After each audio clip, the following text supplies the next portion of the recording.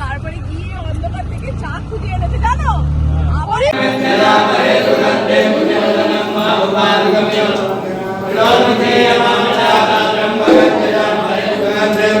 पहना हुआ आपने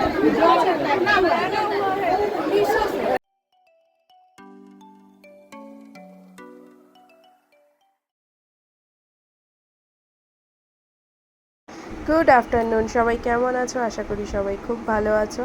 তো আমরা বেরিয়ে পড়েছিলাম দুপুরবেলা লাঞ্চ করে কিছু সাইট সিন করার জন্য, কারণ অনেক মন্দির আছে এখানে দেখার মতো। ও ভালো আছে, এখানে নিউ মার্কেটের থেকেও প্রচুর খারাপ অবস্থা, এত ভিড়, খুব খারাপ অবস্থা।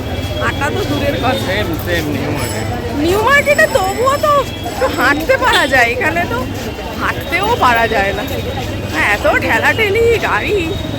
তো যাই হোক, আমরা এখন ফ্রেশ হয়ে বেরিয়ে পড়েছি, আবার যাচ্ছি পাশে কিছু মন্দির আছে, তো সেইগুলোই দর্শন করতে। চলো।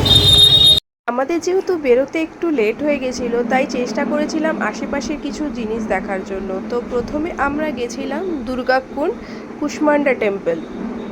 এখানে বাইরে ডালার দোকান ছিল, মানে আপনি যদি চান মাকে পুজো দিতে, তো বাইরে থেকে ডালা নিয়ে ভিতরে মাকে পুজো দিতে পারবেন। এখানে যেহেতু ভিতরে ফটোগ্রাফি অ্যালাউ নেই, তো আপনাকে বাইরে সমস্ত কিছু জিনিস রেখে দিয়ে লকারে তারপরে ভিতরে যেতে হবে। তো দুর্গা মন্দির হয়ে গেছে আমাদের, এখন যাব আমরা সামনে তুলসী মানস মন্দির আছে, তো ওখানে যাব তুলসী মানস মন্দিরে, ওখান থেকে দর্শন করে তারপরে যাব হনুমান মন্দির। তো চলো। দুর্গা মন্দির থেকে বের হওয়ার পর তারপরে আমরা চলে গেছিলাম তুলসী মন্দির। তো এটা খুবই সামনে দুর্গা মন্দির থেকে, মানে একদম সামনে। ভীষণ সুন্দর একটা মন্দির, অবশ্যই আপনারা ভিজিট করবেন। তুলসী দাস, যিনি রামচরিত মানসের রচয়িতা, তার নাম অনুযায়ী এই মন্দিরের নামকরণ করা হয়েছে, আর এর দেওয়ালে তারই দৃষ্টান্ত লক্ষ্য করা যায়। মন্দিরের ভিতরে রয়েছে শ্রীরামের অসাধারণ একটি মূর্তি। মন্দিরের ভিতরটা এতটাই শান্ত আর এত সুন্দর একটা পরিবেশ যে ওখান থেকে বেরোতেই ইচ্ছা করবে না। তো আমরা খানিকক্ষণ ওখানে সময় কাটিয়ে নিয়েছিলাম, বেশ ভালো। তুলসী মানস মন্দির থেকে বেরিয়ে আমাদের পরবর্তী গন্তব্যস্থল ছিল ত্রিদেব মন্দির। ভীষণ সুন্দর একটা মন্দির, আপনারা বেনারস গেলে অবশ্যই এই মন্দিরে ভিজিট করবেন। ভিতরের পরিবেশটা ছিল ভীষণই শান্ত, খুব সুন্দরভাবে সাজানো একটা মন্দির, মানে গেলে আপনার বেরিয়ে আসতে ইচ্ছা করবে না। আর এই মন্দিরটা ব্রহ্মা বিষ্ণু মহেশ্বরকে উদ্দেশ্য করেই বানানো, তাই জন্য এর নামকরণ করা হয়েছে ত্রিদেব। বর্তমানে এখানে খাটু শ্যামজির পুজো করা হয়, আর তার সাথে মাতা অন্নপূর্ণা আর হনুমানজিরও পুজো করা হয় এখানে। ত্রিদেব মন্দির থেকে বেরিয়ে আমাদের পরবর্তী গন্তব্য ছিল সংকটমোচন মন্দির। কিন্তু সংকটমোচন মন্দিরে আপনার বাইরের থেকে ফটোগ্রাফি করতে পারবেন, ভিতরে কোনো ফোন অ্যালাউ নেই। এত ঘোরাঘুরি করতে করতে সবার খুব খিদে পেয়ে গেছিলো, তো তাই জন্যে আমরা খুব কাছেই একটি হোটেল ছিল সেখানে চলে গেছিলাম। আমরা গেছিলাম দেশি মণ্ডপম, ভীষণ সুন্দর একটা হোটেল। ভিতরের পরিবেশটা এতটাই সুন্দর, মনে হচ্ছিল যেন শহরের মধ্যে কেউ এক টুকরো গ্রাম বাংলা এনে বসিয়ে দিয়েছে। এতটাই সুন্দর পরিবেশ আর এত সুন্দর করে সাজানো। এখানে এখনও চাকরিতে গম পেশাই করা হয়। বাইরে তুলসীর বেদি থেকে শুরু করে লঙ্কা শুকানো আর শিলপাট্টা সব কিছুই এটাকে অন্যদের থেকে আলাদা করেছে। বাইরের পরিবেশটা যেমনই সুন্দর, ভিতরের পরিবেশটা যেন তার থেকেও আরও বেশি সুন্দর। ভিতরটা ভীষণ সুন্দরভাবে সাজানো। এখানে বেশিরভাগ মানুষ নিচে বসেই খাচ্ছে, মানে এত সুন্দর সিটিং অ্যারেঞ্জমেন্ট করা, না দেখলে মানুষ বিশ্বাস করতে পারবে না যে এত সুন্দর নিচেও সিটিং অ্যারেঞ্জমেন্ট হয়। আর বেশিরভাগ মানুষই নিচে বসে খাচ্ছিল, নিচে বসে খাওয়ার মজাটাই আলাদা।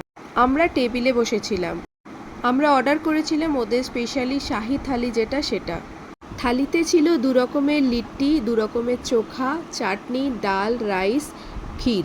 লিট্টির একটাতে ছিল ছাতুর পুর আর একটাতে ছিল পনিরের পুর, আর তার সাথে দিয়েছিল দেশি ঘি। সব কিছু মিলিয়ে একদম অন্য। আর এদিকে আমার দুষ্টু শুরু করে দিয়েছিল দুষ্টুমি। সে তো বসে থাকতে থাকতে বিরক্ত হয়ে যাচ্ছে, কি করবে বুঝতে পারছে না। তো যখন খাবার দিয়েছে, তো তখন ও খাবার খেতে চাইছে। যেহেতু বাইরের খাবার খুব একটা দিই না, তো একটুখানি ক্ষীর ছিল, তো ওখানে একটু ক্ষীর দিচ্ছিলাম, ওটা খাচ্ছিল। আর আমার লিট্টিটা ভীষণই ভালো লেগেছে, পনিরেরটা যেটা। খাওয়া দাওয়া করে আমরা যখন বেরিয়ে আসছিলাম তো তখন একটা সুন্দর জিনিস দেখতে পেলাম।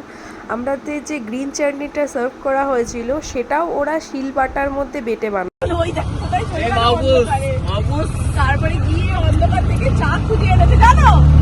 ওরে বাপ রে, আবার একটা নিয়ে এসছে এই যে। দিয়ে কোথায় চলে গেছিল ওটা কি জানি। আমার ফালতু বকবক শুনতে শুনতে অবশেষে আমরা পৌঁছে গেছিলাম একটি বেনারসির দোকানে। মানে এই বেনারসির দোকানটা যে আমাদের অটো করে নিয়ে গেছিলো সেই রেকমেন্ড করেছিল এই দোকানটার কথা। আমরা এই দোকানটা সম্বন্ধে জানতাম না। তো ভীষণ ভালো এই দোকানটা, একটা দোকান বলা চলে না, এগুলো একটা গদি, তো ফ্যাক্টরি। তো এখানে প্রচুর বিভিন্ন ধরনের বেনারসি ছিল, কিন্তু আমার ঠিক পছন্দ হচ্ছিল না। অনেক রকমের বেনারসি ওরা দেখাচ্ছিল, কিন্তু তাতেও কিছু পছন্দ হচ্ছিল না। আর এত শাড়ি দেখে মাথা ঘুরে যাওয়ার মতো অবস্থা যে কোনটা ছেড়ে কোনটা নেবো। তো বোন অনেক রকমের শাড়ি দেখছিল, তো লাস্টে ওর এই একটা প্লেন বেনারসি পছন্দ হয়েছিল। দামও খুবই সস্তা এখানে, বলা যায় আমরা যে নর্মাল এখানে বেনারসি কিনি তার থেকে অনেক সস্তা এখানে বেনারসি। ভীষণই সুন্দর আর ভীষণ ভালো কোয়ালিটির বেনারসি। তো আমার অনেক শাড়ি দেখেও সেরকমভাবে পছন্দ হচ্ছিল না। তো বেরিয়ে আসার সময় এই একটা শাড়ি যেটা আমার খুব ভালো লেগেছিলো, এই বেনারসিটা। তো লাস্টে ওখানে যাই, এক বেনারসি দুটো পছন্দ হয়েছিল, তো দুটোই নিয়েছিলাম। বেশ সুন্দর লেগেছিল। তো ওরা পালিশ করেই পাঠিয়েছিল। একদিনে আমাদের ঘোরা কমপ্লিট হয়নি, তো পরের দিন আমরা আবার বেরিয়ে পড়েছিলাম। প্রথমে গেছিলাম BHU, যেটা বেনারস হিন্দু ইউনিভার্সিটি। ওরই ক্যাম্পাসের মধ্যে ছিল নিউ বিশ্বনাথ মন্দির, যেটা বিশ্বনাথ মন্দিরের আদলে তৈরি করা হয়েছে। ভীষণ সুন্দর একটা মন্দির, মানে যারা বিশ্বনাথ মন্দির দর্শন করতে পারে না এখানে, তো এখানে অবশ্যই তারা দর্শন করতে পারবে।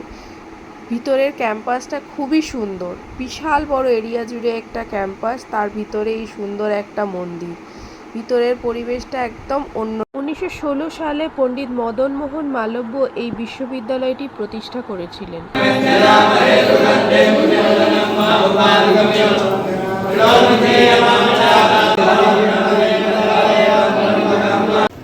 আমরা এখন এসেছি নিউ বিশ্বনাথ মন্দির, যেটা হয়েছে নতুন করে, তো সেটাতে ভীষণ সুন্দর মন্দিরটা।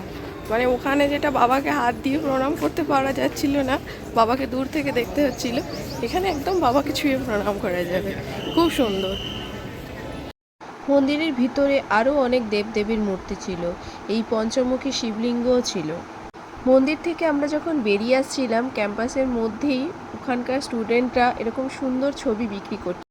মন্দির দেখে হাঁপিয়ে গেলে বাইরে বেরিয়ে এসে গলা ভেজানোর জন্য লস্যি থেকে শুরু করে চা, আর তার সাথে পেট ভরানোর জন্য আপনারা কচুরি, ইডলি, সাম্বার সবই পেয়ে যাবেন বাইরে। বিভিন্ন ধরনের খাবার আছে। নিউ বিশ্বনাথ মন্দির থেকে বেরিয়ে আমরা চলে গেছিলাম গঙ্গা পার করে আমাদের দ্বিতীয় গন্তব্যস্থলে। আমরা পৌঁছে গেছিলাম রামনগর ফোর্ট, আমাদের দ্বিতীয় গন্তব্যস্থল। মূলত কাশীর রাজার বাসস্থান এই রামনগর দুর্গ। 1750 সালে বলবন্ত সিং প্রতিষ্ঠা করেছিল এই রামনগর দুর্গ, যা বর্তমানে পর্যটকদের কাছে ঘোরার জায়গা হলেও কাশীর রাজার বংশধরেরা এখনও এখানে থাকে এই ভিতরে। এই দুর্গের মধ্যে রয়েছে গঙ্গায় যাবার সুড়ঙ্গ পথ। ফোর্ট থেকে বেরিয়ে আমরা চলে আসি শিবপ্রসাদ লস্যি ভাণ্ডারে। তো ওখানে বিক্রি হচ্ছিল মালাই লস্যি, যেটা ভীষণ সুন্দর। মানে আমরা অনেক জায়গায় লস্যি খেয়েছিলাম, কিন্তু এটা একটু অন্য রকমের ছিল।